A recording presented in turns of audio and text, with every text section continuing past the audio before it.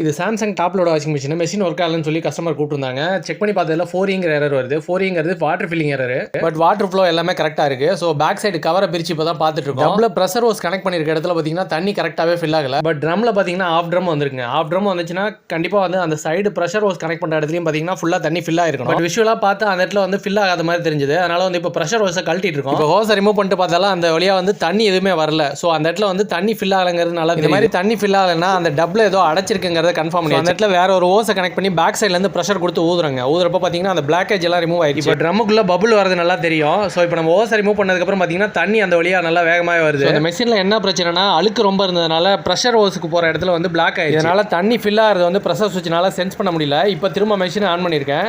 தண்ணி கரெக்டாக ஃபில் ஆகிட்டு இருக்கு. மெஷின் ரன் ஆக ஆரம்பிச்சிச்சு. எந்த பிரச்சனையும் இல்லை. பட் இது டெம்பரரி சொல்யூஷன் தான். அடுத்த டைம் இதே மாதிரி வந்ததுன்னா மெஷினை ஃபுல்லாக பிரித்து ஃபுல் சர்வீஸ் பண்ணணும்னு சொல்லி கஸ்டமர்கிட்ட சொல்லியாச்சு. இது போல வீடியோஸ் தொடர்ந்து பார்க்க சேனலை சப்ஸ்கிரைப் பண்ணி வச்சுங்க.